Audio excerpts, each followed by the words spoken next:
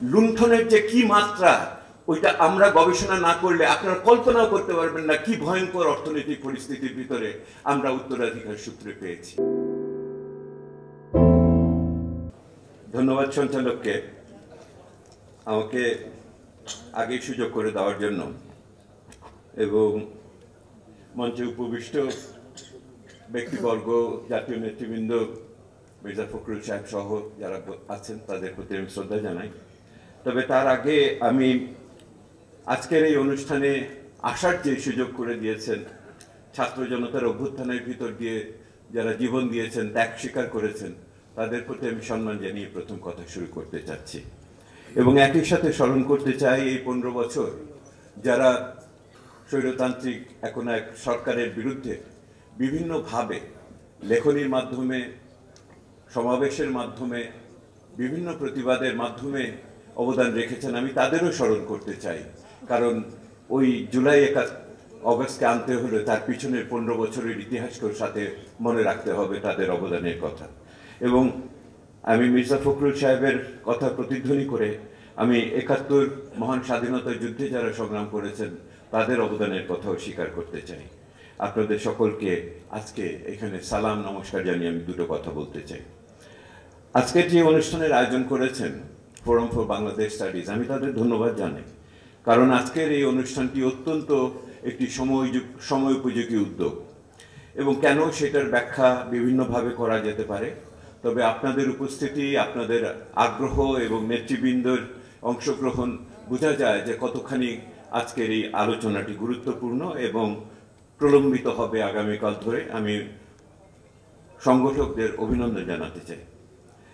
যে তিনটি বিষয়কে এখানে আনা হয়েছে, ঐক্য, সংস্কার ও নির্বাচন, এই তিনটি শব্দ বা পদ বা সেই অর্থে ধারণা খুবই গুরুত্বপূর্ণ, এবং ওনারা এই তিনটি শব্দ নির্বাচনের মাধ্যমে বর্তমানে যে কঠিন সময় আমরা অতিবাহিত করছি তাকে ধারণ করেছেন।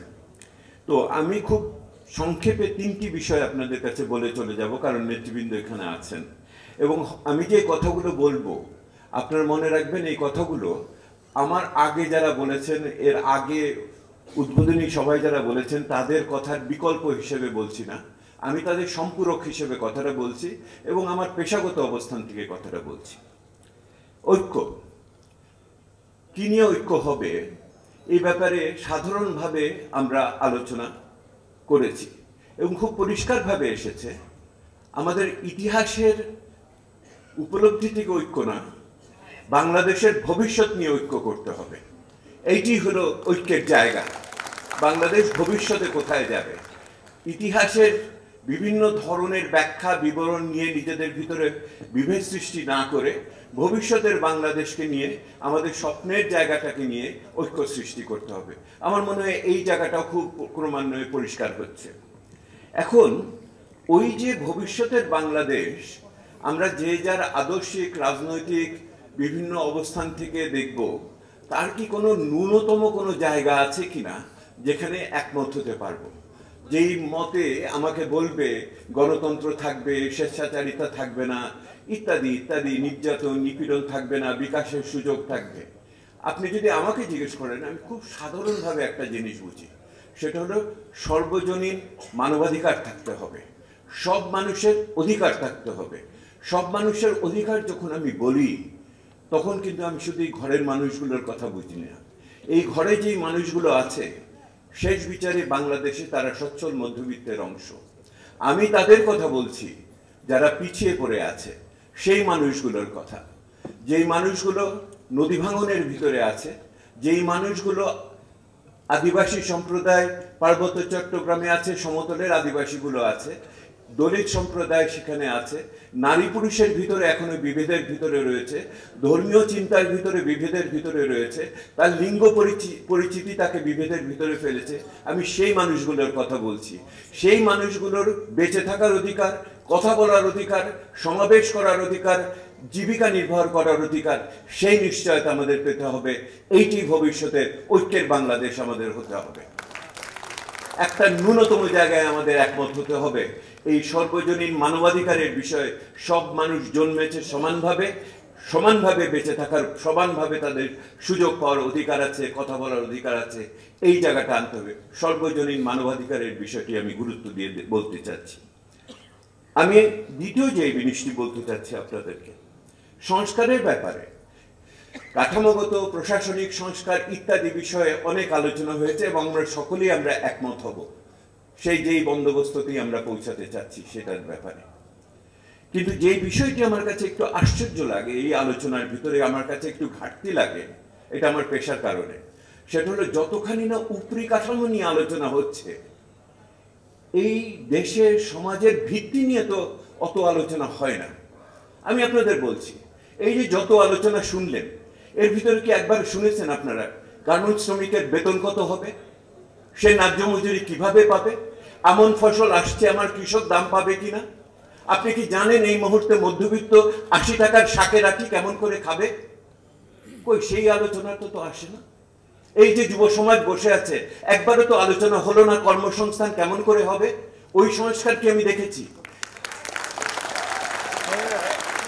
কিসের উপরে কাঠামোর সংস্কার করবেন যদি আমার ভিত ঠিক না থাকে? ক্ষমতায়ন তো, আসল ক্ষমতায়ন তো হলো রুটি রুজির ক্ষমতায়ন। আমার কাছে এইখানেই খুব কষ্ট লাগে যে এই বিষয়গুলো আমাদের নেতৃবৃন্দ যত্ন করে দেখছেন না। এইটাতে আমাকে তৃতীয় বিষয় আমাকে নিয়ে আসবে, এবং এই তৃতীয় বিষয়টা আমার আসছে যেহেতু মাননীয় প্রধান উপদেষ্টা আমাকে একটা অত্যন্ত সম্মানের দায়িত্ব দিয়েছিলেন, সেটা সময় মতো শেষ করতে পারায় আমি, আমার সহকর্মীরা খুবই গর্বিত বোধ করি। আমরা শ্বেতপত্র রচনা করেছি, আপনারা কল্পনা করতে পারবেন না, সকলে মিলে আমরা বলেছি দেশের ভিতরে লুণ্ঠন হয়েছে। লুণ্ঠনের যে কি মাত্রা, ওইটা আমরা গবেষণা না করলে আপনারা কল্পনাও করতে পারবেন না কি ভয়ঙ্কর অর্থনৈতিক পরিস্থিতির ভিতরে আমরা উত্তরাধিকার সূত্রে পেয়েছি, এবং এটা তো সব ঠিক করতে হবে।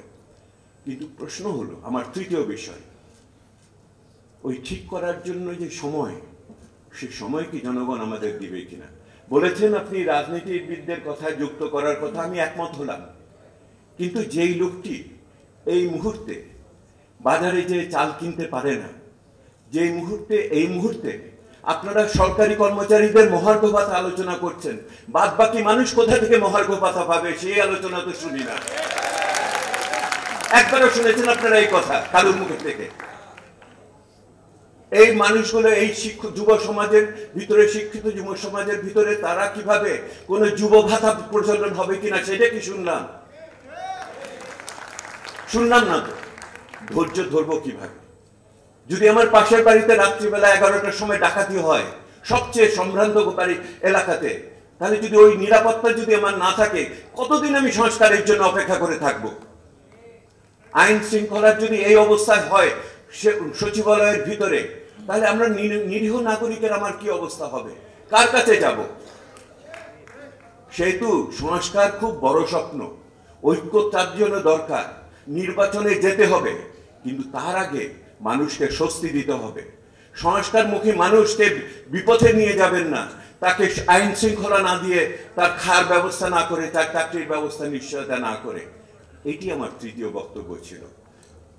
আমার সর্বোত্তম পেতে গিয়ে আমি যেন উত্তমকে হারিয়ে না ফেলি।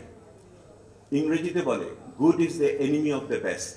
আমি সর্বোচ্চ পর্যায়ে যেতে চাই, কিন্তু এই মুহূর্তে সমস্যাগুলোকে মনোযোগে যদি না নেই, তাহলে ওই জায়গাতে যে আমি পৌঁছাতে পারবো না।